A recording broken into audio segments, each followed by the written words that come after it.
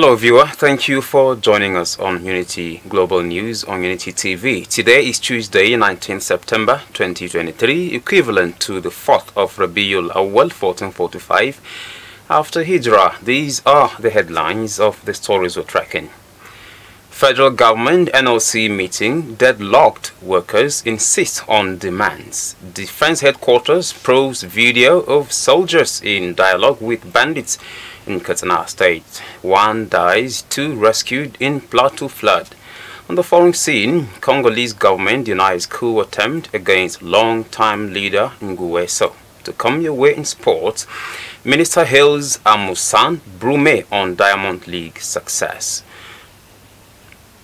Those were the headlines, and for the details, my name is Shoaibu Duro.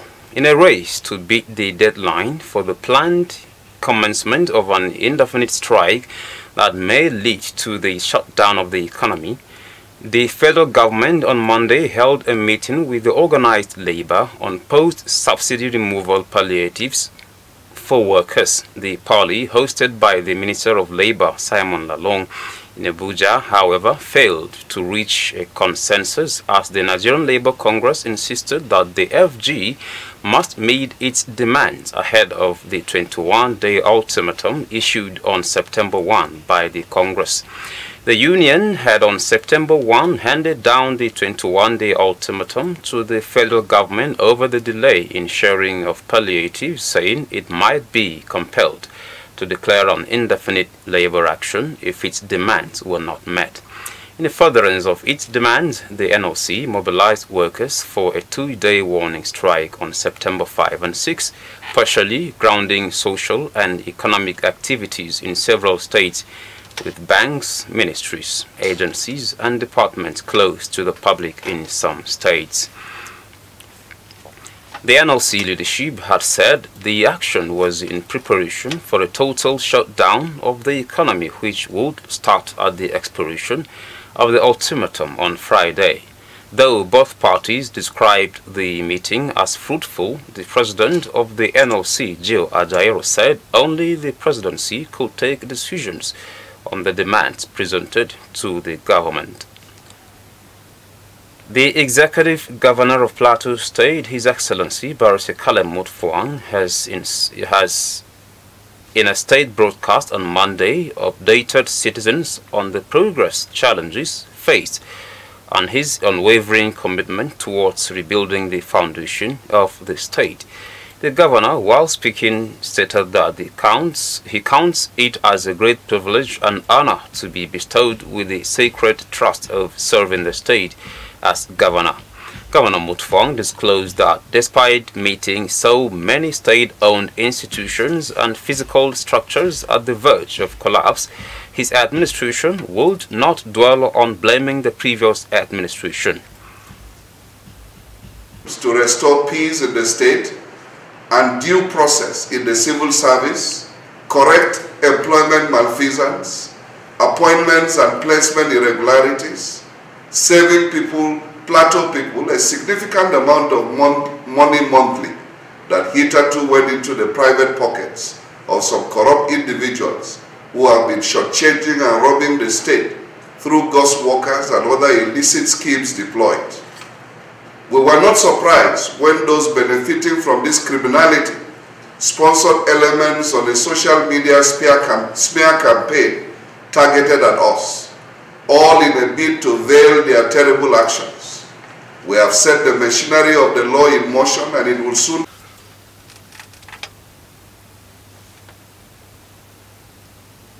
Despite these enormous challenges, Governor Mutfwang revealed that his government have so far put in place mechanisms to restore peace in the state and due process in the civil service, amongst many other strides. The governor also expressed gratitude to His Excellency Asiwaju Bola Tinubu, GCFR, President of the Federal Republic of Nigeria, on his unwavering commitment towards addressing the security challenges in the state, as reported by our Government House correspondent Njuma Samuel Abo.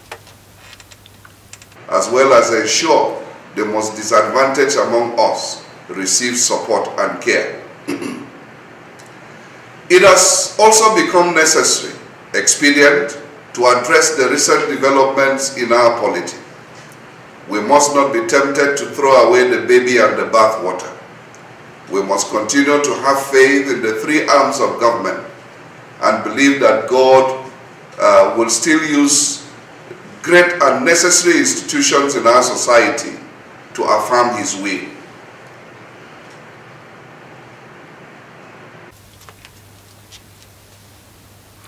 Despite these enormous challenges, Governor Mutfwang revealed that his government has so far put in place mechanisms to restore peace in the state and due process in the civil service, amongst many other strides.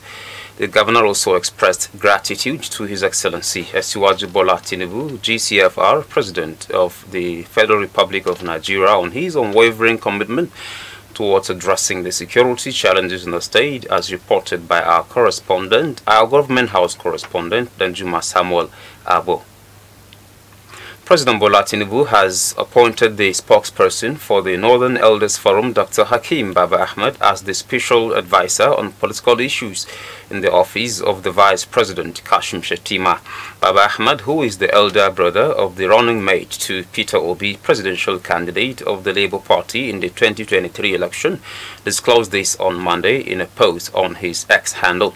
He said he was honored to be given the chance to contribute to nation building.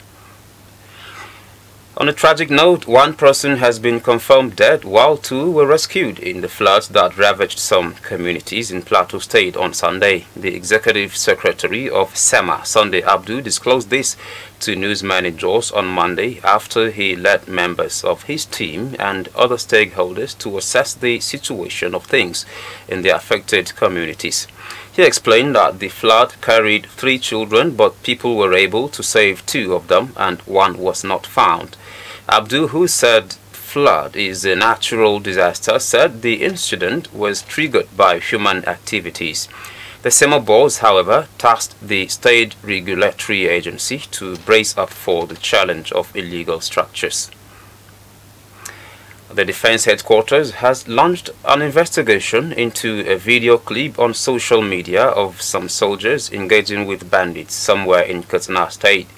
Its probe is to ascertain the authenticity of the clip as regards the soldiers seen in uniform. A statement issued last night, its Director of Defense Information, Brigadier General Tukur Gusau, said the military high command was aware of the resolve of some bandits to repent and hand over their weapons to the authorities. The statement stated that the Chief of Defense Staff, General Christopher Musa, has assured Nigerians that the military would engage in every lawful means possible to ensure peace and stability reign in the nation. Bandits have kidnapped a woman and her 3 children in the Mararaban-Grido community of Kaduna State, killing a member of the community.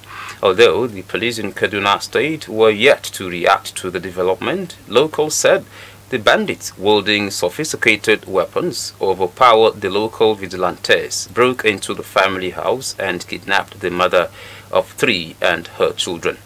Locals said the victim's husband was lucky to be away when the hoodlums struck at the family house at about 8:30 p.m. on Saturday.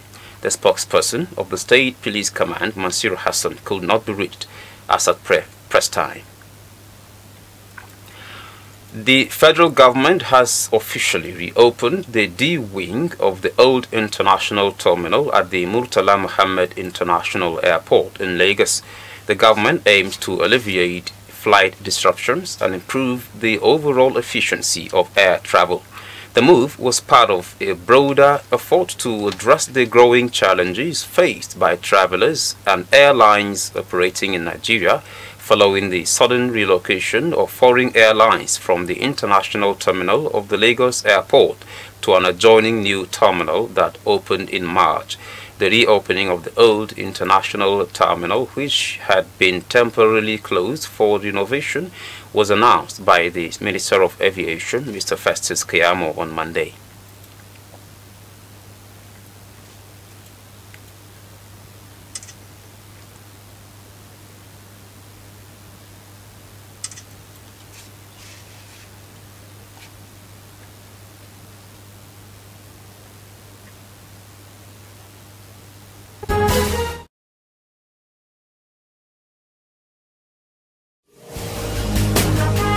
Kasance da Unity TV domin labaru akan al'amuran yau da kullum. Unity TV, murya cikin nazari. Kasance da Unity TV domin labaru akan al'amuran yau da kullum. Unity TV, murya cikin nazari. Kasance da Unity TV domin labaru akan al'amuran yau da kullum. Unity TV, murya cikin nazari. The Lagos State Police Command has arrested 3 suspects linked to the killing of Adeniyi Sani, a senior aide to Senator Solomon Adeola, who is the lawmaker representing Ogun West at the National Assembly. Confirming the arrest of the suspects while parading them before journalists on Monday at the command's headquarters in Ikeja, Lagos, the State Commissioner of Police, Idowu Owohunwa, said the police recovered arms and ammunition, military gear, and a red Honda CRV from them. It was gathered that the syndicate is suspected to be working for a foreign criminal gang which targets imported fairly used cars. Speaking during the parade, the suspect, who confessed to the killing of the aide, said the act was mistakenly done. One of the suspects, who is an ex-inmate, said the slain aide was not their target, but he was stopped because he was driving an imported fairly used car. Recall that Senator Adeola had in August claimed that suspected soldiers had killed his aide. The police in Enugu State on Monday said a combined security force has killed 3 members of the Eastern Security Network of the indigenous peoples of Biafra who were planning to enforce the illegal sit-at-home in the state. The security operatives also recovered 3 guns and cutlasses during a shootout between the security forces drawn from a police special squad and troops of the Nigerian army in the operation that took place early in the morning at Ezioha Umbowo in Augu local government area. A statement by the command spokesperson Daniel Nduke said 3 of the hoodlums who opened fire on the joint team upon sighting them were neutralized, while several others escaped with severe degrees of gunshot wounds in the ensuing gunfight. When I look at some international stories, the Congolese government has denied reports about a coup attempt against President Denis Nguesso, who has been in power for 38 years. This is according to Congo's Minister of Information, Thierry Mongala, who tweeted on his X handle. Nguesso, 78, has spent 38 years at the helm of the country in Central Africa. He was president from 1979 to 1992, then returned in 1997 after a civil war and has remained in power ever since. There has been a wave of coups across Africa, with the most recent one in Gabon, where the military seized power in the Central African nation. When I look at sports, Senator John Owan Eno, Minister of Sport Development, has congratulated Taube Amusan and Ese Brume for their outstanding performance at the 2023 Diamond League in Oregon, United States. Amusan on Sunday won the 100-meter women's hurdles in 12.33 seconds to retain her title, making her the only second woman in the history of the Diamond League to clinch 300-meter hurdles titles in a row, equaling the record of Dawn Nelson Harper. Owen Eno on Monday stated that the victory was a beautiful way for Amusan to wind down an athletic season that brought joy, tears, and goosebumps. He added that her determination and mental strength was worth emulating. The minister also hailed Nigerian long jumper Ese Brume for her silver medal achievement in the long jump event at the competition.